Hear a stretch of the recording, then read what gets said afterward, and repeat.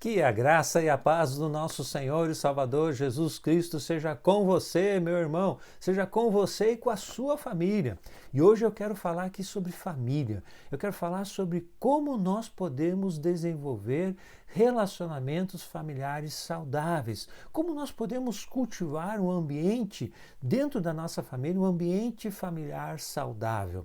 E, aliás, não é nada mais terrível nessa vida do que a gente viver num ambiente familiar conflituoso, cheio de ressentimento, de amargura. Não é verdade? Isso pode acabar com a vida de um ser humano. Mas eu quero compartilhar com você aqui como nós podemos fazer isso. Eu quero compartilhar com você 7 atitudes que podem nos ajudar a desenvolver este ambiente familiar saudável, relacionamentos familiares saudáveis. Essas atitudes que, se nós vivermos essas atitudes e compartilharmos e desafiarmos os nossos familiares a viverem essa atitude também, nós vamos revolucionar nossa casa.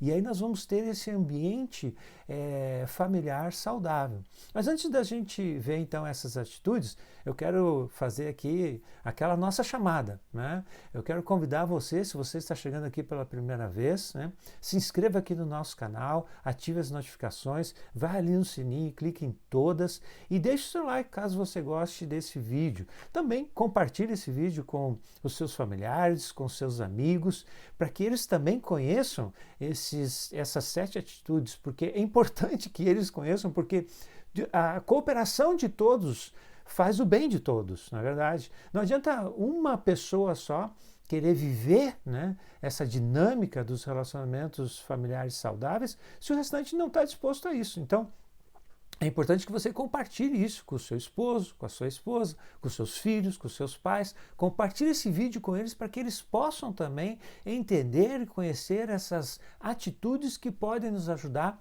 a termos relacionamentos familiares saudáveis. Então, por isso, eu convido você aqui a se engajar conosco aqui, porque nós estamos levando a palavra de Deus a todos aqueles que precisam ouvir a palavra de Deus. Amém? Vamos então ver quais são essas atitudes que podem nos ajudar a desenvolvermos relacionamentos familiares saudáveis. Primeira atitude, que é muito importante, é a comunicação. E aqui não é simplesmente comunicação, é uma comunicação eficiente. A palavra de Deus diz em Efésios capítulo 4, versículo 25 o seguinte: por isso, deixando a mentira, fale cada um a verdade com seu próximo, porque somos membros uns dos outros. Efésios 4, 25. Agora, olha só o que diz Provérbios 25, 15. A língua branda, segunda parte do versículo, a língua branda esmaga ossos. Meu irmão e minha irmã, é muito importante, se nós queremos ter um relacionamento familiar saudável, nós precisamos aprender a nos comunicar, a falar a verdade uns com os outros, dizer o que nós estamos sentindo, pensando. É importante ter esse tipo de comunicação, ou seja, nós precisamos abrir o nosso coração com os nossos familiares e conversar, falar. As famílias hoje têm muita dificuldade de se comunicar, de conversar, então é importante nós aprendermos a fazer isso. Nem que você tenha que marcar uma hora para isso. Marcar uma hora ali com o seu esposo, com a sua esposa, ou com o seu filho, com o seu pai, com a sua sogra, com o seu sogro, com a sua nora, com o seu genro, marcar um horário. Vem cá, eu gostaria de conversar contigo. Será que nós podemos conversar amanhã, tal hora? Será que nós podemos conversar agora? Não sei, qualquer horário, qualquer dia, mas o importante é você chamar para conversar. Evite também gritarias, evite discussões, né? Fale manso. A Provérbios 15:1 diz que a resposta branda desvia o furor, mas a palavra dura suscita ira. Então, se a pessoa vem com uma palavra dura, responda de forma branda, porque isso vai diminuir o tom, vai baixar o tom e vocês vão conseguir conversar, né? Então é importante isso, uma comunicação eficiente. Se nós queremos ter bons relacionamentos familiares saudáveis, nós precisamos aprender a nos comunicar. É isso que a palavra de Deus nos diz. Segunda atitude, meu irmão e minha irmã, respeito. Nós precisamos respeitar a individualidade do outro. Isso é muito importante para que esse ambiente familiar se torne saudável. Em Mateus capítulo 7, versículo 1, o Senhor Jesus ele disse o seguinte, ó, não julgueis para que não sejais julgados. Muitas vezes nós temos uma postura extremamente crítica, né, dentro do ambiente familiar. Então nós precisamos evitar a crítica constante e julgar as pessoas, dizer, você é assim, você só faz isso, né? Palavras malditas, palavras de censura, de crítica, de condenação. Nós temos que evitar isso, né? Nós temos que aceitar o outro como ele é. E é importante também nesse processo, inclusive fazer elogios para a pessoa quando ela acerta, né? Porque muitas vezes nós estamos sempre dispostos a trazer uma crítica, a dizer o que o outro fez de errado, mas quando a pessoa faz certo, quando a pessoa age da forma correta, nós não elogiamos, né? É importante incentivar o comportamento positivo também. Então, esse é um princípio, uma atitude fundamental aqui, meu irmão e minha irmã. Respeitar, respeite a individualidade do outro. Se você tem filhos adolescentes e eles têm um quarto separado, você, ao entrar dentro do quarto do seu filho adolescente, não custa bater na porta, né? Respeitar a individualidade ali do seu filho. Se você é filho e tem um pai, uma mãe que gosta de conversar, né? Receber visitas, não interrompa a conversa das visitas, né? Do diálogo do seu pai com as pessoas, da sua mãe com as visitas. Não interrompa, respeite isso também. Nós temos que respeitar uns aos outros, respeitar os gostos, as atitudes, o tipo de comida. Nós não podemos ficar criticando e condenando toda hora. Então, respeito é fundamental. Nós precisamos aprender a nos respeitar. Normalmente as pessoas respeitam os professores na escola, respeitam o patrão no trabalho, mas acabam não respeitando os seus próprios familiares, né? Não tem uma atitude respeitosa para com os seus familiares. Então isso é importante também para que a gente tenha esse ambiente familiar saudável. Terceira atitude aqui, humildade. Nós precisamos ter humildade. O Senhor Jesus deu um exemplo poderosíssimo de humildade quando ele veio viver nesse mundo. Olha o que o apóstolo Paulo escreve na sua carta em Filipenses capítulo 2, versículos 5 a 8. Ele diz assim, ó, tende em vós o mesmo sentimento que houve também em Cristo Jesus. Veja o que ele diz aqui, que nós temos que fazer a mesma coisa que Jesus fez, né? O mesmo sentimento, né? Mas que sentimento é esse? Ele continua, versículo 6. Pois ele, subsistindo em forma de Deus, não julgou como usurpação o ser igual a Deus. Tá? Versículo 7. Antes a si mesmo se esvaziou, assumindo a forma de servo, tornando-se em semelhança de homens e reconhecido em figura humana. A si mesmo se humilhou, tornando-se obediente até a morte e morte de cruz. Jesus se humilhou, ele foi humilde para alcançar a humanidade, para pagar o preço do nosso pecado, para nos alcançar, para restaurar o nosso relacionamento com Deus. Jesus fez isso, né? Ele fez isso por nós. Então a humildade faz isso. A humildade restaura relacionamentos. A humildade possibilita o diálogo. A humildade faz com que nós nos tornemos acessíveis ao outro. A falta de humildade, pelo contrário, né? A falta de humildade, que é na verdade soberba e arrogância, o que ela faz? Ela estimula o confronto.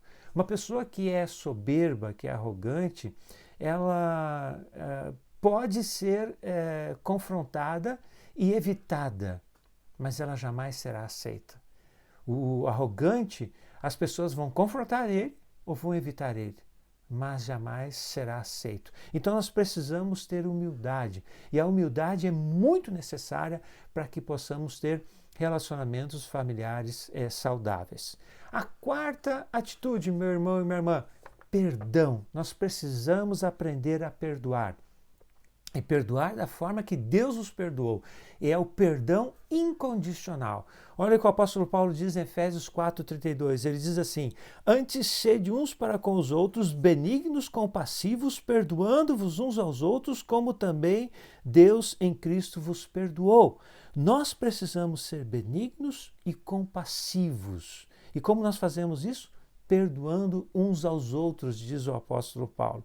O perdão, meu irmão e minha irmã, não depende de sentimentos. As pessoas às vezes pensam que precisa estar com as emoções curadas, saradas, para poder perdoar. Não é verdade. O perdão é um ato de fé e de obediência. Nós perdoamos pela fé e em nome de Jesus. É isso que nós precisamos fazer quando nós somos ofendidos, quando somos machucados, quando somos agredidos dentro do ambiente familiar.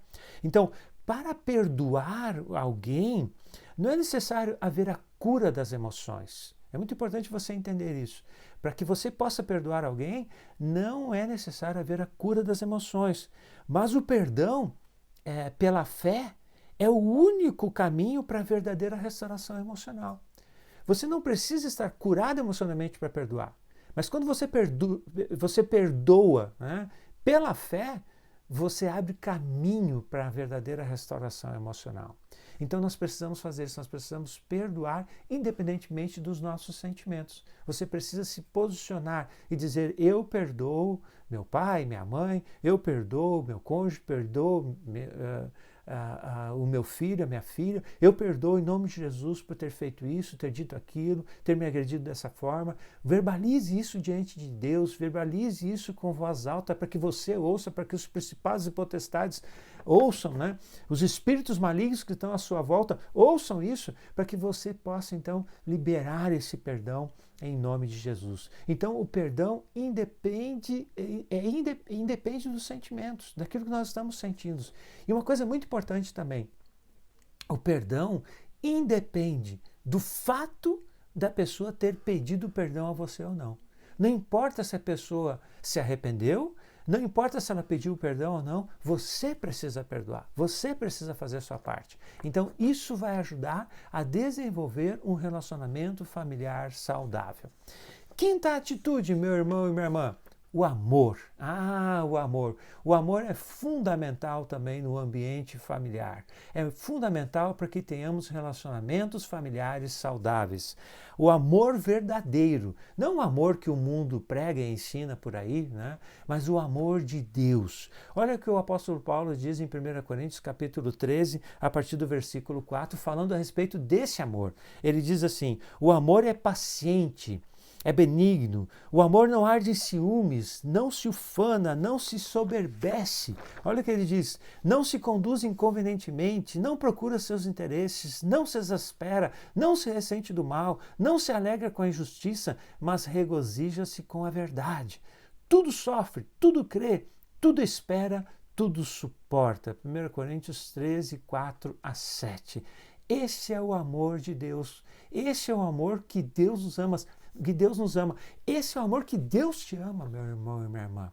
E com este amor, você precisa amar as pessoas que estão à sua volta. Esse amor possui algumas características. Eu já falei sobre isso aqui em um outro vídeo, mas eu quero trazer novamente isso. O amor possui, então, algumas características. Ele é decisão, ou seja, eu decido amar. Não depende dos meus sentimentos, das minhas emoções. Eu decido amar. Esse amor, ele é compromisso. Eu me comprometo em amar, né? Eu me comprometo em amar a pessoa acima de qualquer dificuldade que eu possa ter com ela. Esse amor é ação, ou seja, eu coloco em prática esse amor. Não é um amor de discurso, somente de palavra. É um amor que eu pratico, esse amor, né? Esse amor é incondicional. Eu amo mesmo quando não sou amado, e este amor é sacrificial. Eu me sacrifico pelo outro. Este tipo de amor é que nós temos que ter também no nosso ambiente familiar. Nós precisamos amar uns aos outros dessa forma, de forma sacrificial, incondicional, na prática, praticando esse amor, fazendo atos de bondade para com a outra pessoa, assumindo esse compromisso de amar o outro e tomando a decisão diariamente de amar essa pessoa. Então, o amor é uma atitude fundamental. Aí você pode dizer assim: mas isso aí só Deus tem, o pastor. Isso aí só Deus. Meu irmão e minha irmã, nós podemos ter isso também. E aí vem, então, a sétima e última atitude. Desculpe, não é a sétima, é a sexta, né? Aí vem a sexta atitude, que é o quê? espiritualidade. E quando eu digo espiritualidade, aqui eu não estou falando de espiritismo ou esoterismo, nada disso. Espiritualidade, quando eu falo de espiritualidade, eu estou falando de uma espiritualidade verdadeira, que é o quê?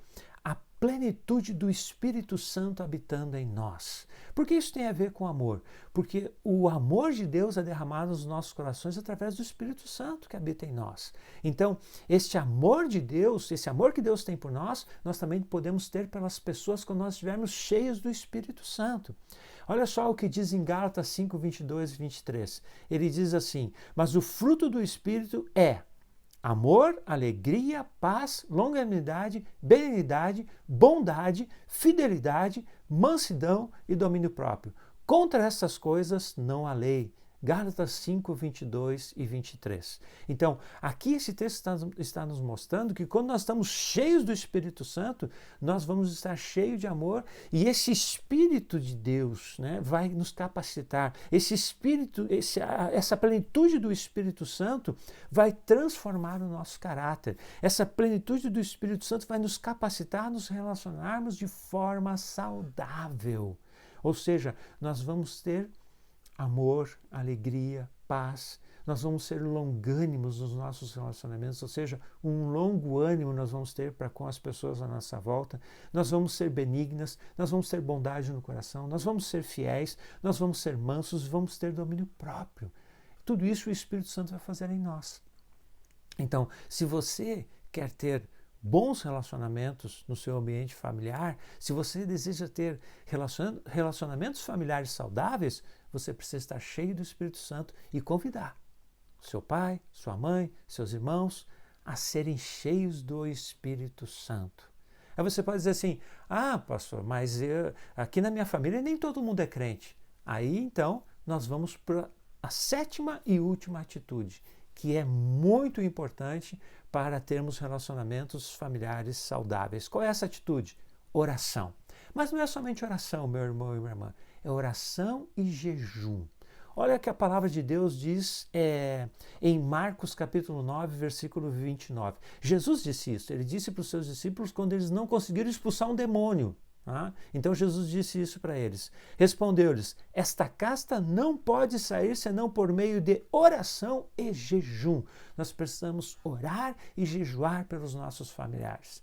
Lá em Efésios capítulo 6, versículo 12, o apóstolo Paulo diz assim: porque a nossa luta não é contra o sangue e a carne, e sim contra os principados e potestades, contra os dominadores deste mundo tenebroso, contra as forças espirituais do mal nas regiões celestes.